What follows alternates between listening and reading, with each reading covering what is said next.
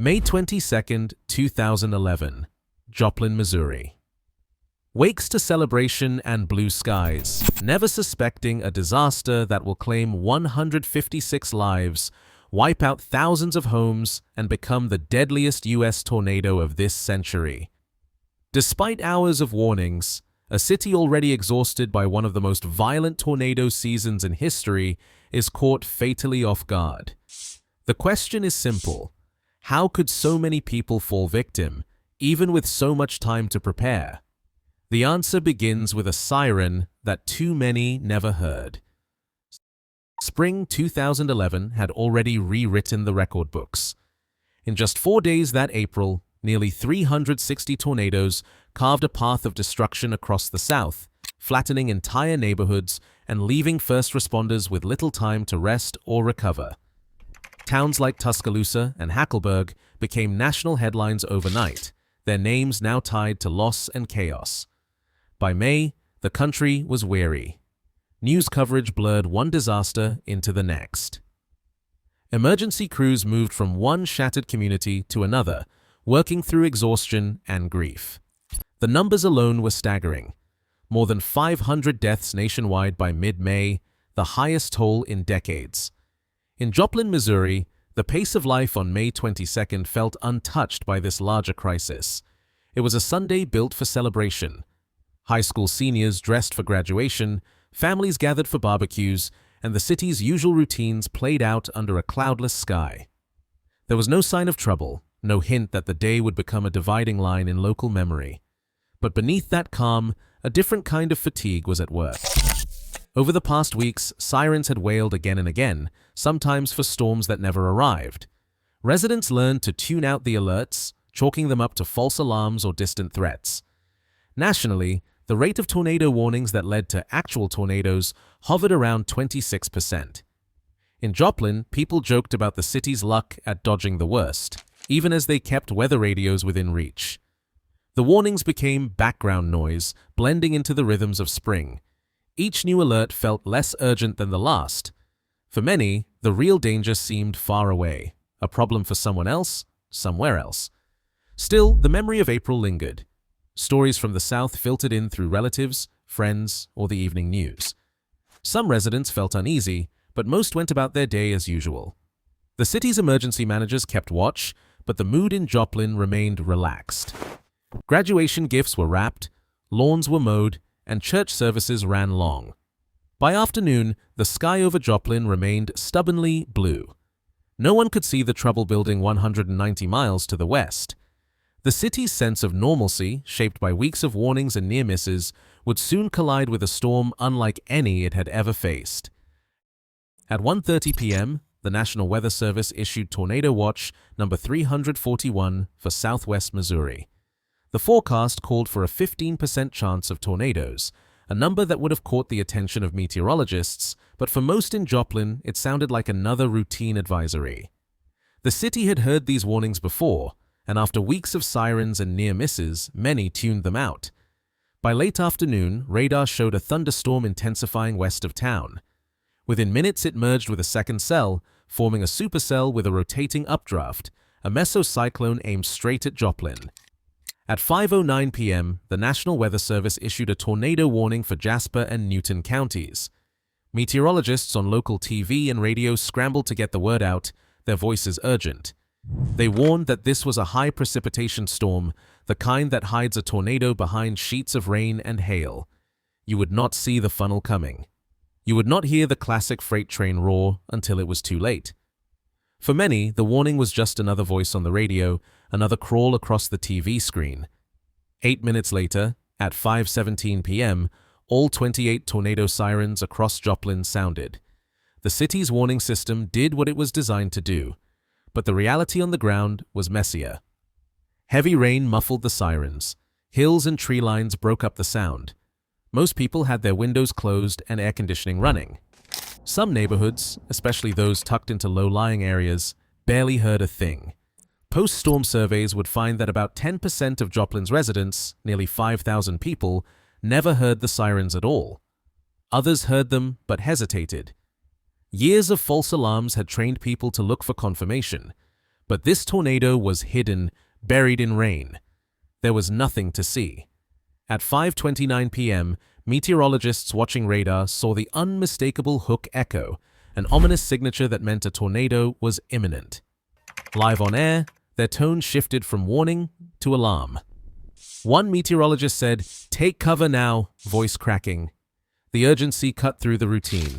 But for many, the warning came too late or not at all. Seconds ticked by, power flickered, communications started to fail. The countdown was over. At 5:34 p.m., the tornado touched down on the southwest edge of Joplin. The city had less than 20 minutes from the first warning to impact. For those who heard the sirens or caught the warnings, that window was all they had to decide. For others, the storm arrived without warning. A wall of wind and debris, impossible to see, impossible to outrun. At 5:37 p.m., St. John's Regional Medical Center stood directly in the tornado's path. The hospital's windows shattered almost instantly, sending glass across emergency rooms and patient corridors. The roof tore away in sections.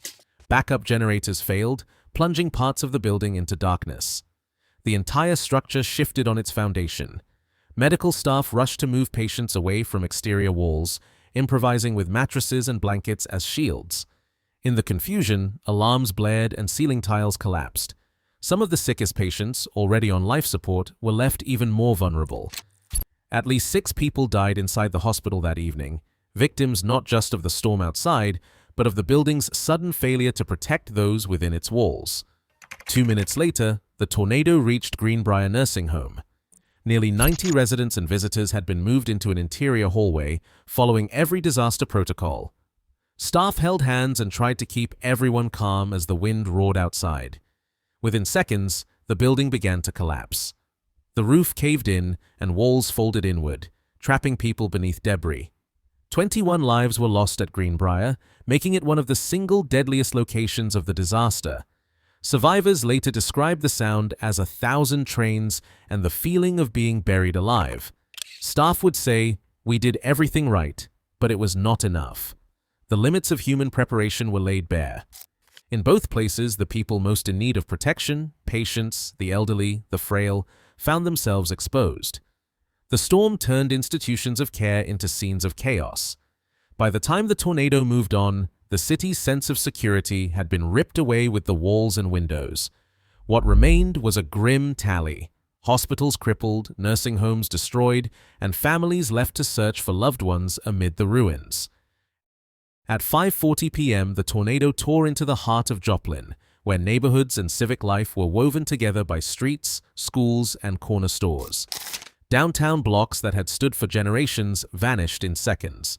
Security cameras captured the moment when entire rows of homes were swept from their foundations, leaving nothing but bare slabs and scattered debris. Families who had gathered for Sunday dinner or graduation parties now faced a world they could hardly recognize. Joplin High School, a point of pride for the city, took a direct hit. Its brick walls and steel beams crumpled as if made of paper. The roof was peeled away, and entire wings collapsed, exposing classrooms to the open sky. Only luck and a last-minute decision saved hundreds of lives. Graduation had been moved off-site that afternoon. If students and families had filled the auditorium, the death toll could have multiplied in an instant. School records later showed that not a single person inside the high school died that day, a narrow escape that haunted survivors for years. Across the street, the Franklin Technology Center was also struck. Despite the devastation, everyone inside survived, huddled in interior rooms as the building around them disintegrated. Downtown businesses, barbershops, diners, hardware stores were reduced to splinters. Residents who tried to shelter in basements found themselves trapped beneath collapsed homes, calling out for help that would take hours to arrive. The tornado did not discriminate. It erased streets, parks, and playgrounds, scattering personal histories across miles of wreckage. The city's civic community was torn open, its landmarks reduced to rubble. In the aftermath, students, teachers, and families searched for familiar faces among the ruins, clutching yearbooks and graduation gowns pulled from the mud. The loss went far beyond buildings. It was the sudden absence of gathering places, the silence where laughter and celebration had filled the air just hours before. Joplin's sense of community, its shared rituals and daily routines, was ripped away in a matter of minutes. Rangeline Road, Joplin's main commercial artery, became unrecognizable in less than 2 minutes.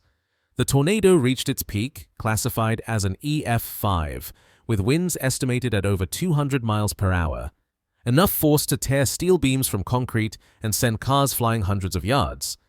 Businesses that had anchored daily life, Walmart, Home Depot, Pizza Hut, AT&T, gas stations, restaurants, were reduced to twisted metal and bare foundations. Parking lots vanished beneath piles of debris. Vehicles were tossed and mangled, some wrapped around trees or light poles, others stacked on top of each other like toys.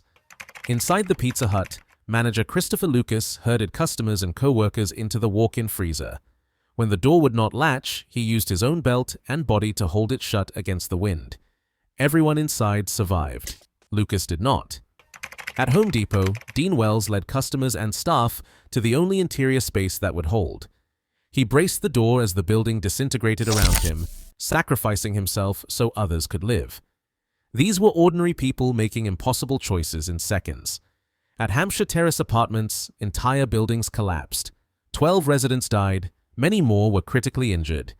The tornado did not pause. It moved on, scouring everything in its path.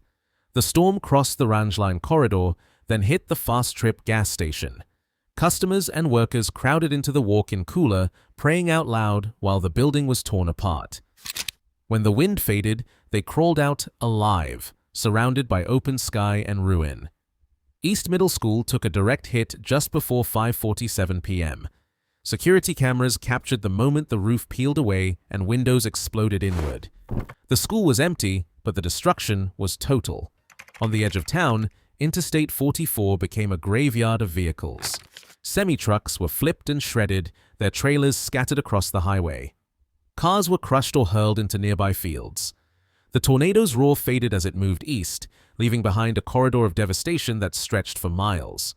For those who survived, the silence that followed was almost as shocking as the storm itself. Joplin's landscape changed in less than half an hour. Nearly 4,000 homes were reduced to piles of lumber and brick, with another 3,500 left heavily damaged. Entire neighborhoods vanished, leaving more than 1,000 people injured and thousands without shelter. The city's commercial core was gutted, over 500 businesses destroyed, from grocery stores to gas stations. 10 schools were lost, along with dozens of churches and 2 major hospitals. The financial toll reached $2.8 billion, making it one of the costliest tornadoes in U.S. history. But the devastation did not end with collapsed buildings and broken bodies. In the days after the storm, a rare fungal infection, mucormycosis, began to spread among survivors with open wounds. 18 people were diagnosed. 5 died from infections that took hold in the chaos and debris.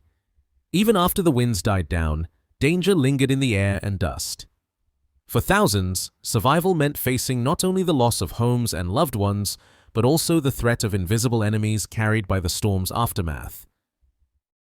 As the dust settled and sirens faded, ordinary people became the city's lifeline. Volunteers streamed in from every corner, digging through splintered wood and twisted metal with bare hands. In the chaos, 3 acts of courage stood out, moments when instinct and love overpowered fear. At the Pizza Hut on Rangeline Road, Christopher Lucas quickly moved customers and co-workers into the walk-in freezer, the only part of the building sturdy enough to offer hope. When the door refused to latch, he wrapped his belt around the handle and braced his body against it, holding back the wind. The tornado took him, but every life inside was spared. Across town at Home Depot, Dean Wells guided strangers and staff to the store's safest spot. As the roof began to lift, he pressed himself against an interior door, refusing to let go. He died shielding those behind him. In a nearby neighborhood, Don Lansaw covered his wife in a bathtub, using his own body as a shield. She survived. He did not. These sacrifices, made in seconds, became the soul of Joplin's story, a reminder that in the darkest moments, people still choose each other. Joplin's tornado exposed a hard truth. Even the best warnings can fail when systems, habits, and human senses fall short. Today, as weather grows more extreme and communities still rely on sirens and trust, the stakes only rise. Preparedness is no longer optional. The next life saved could depend on what we choose to change before the sky goes dark.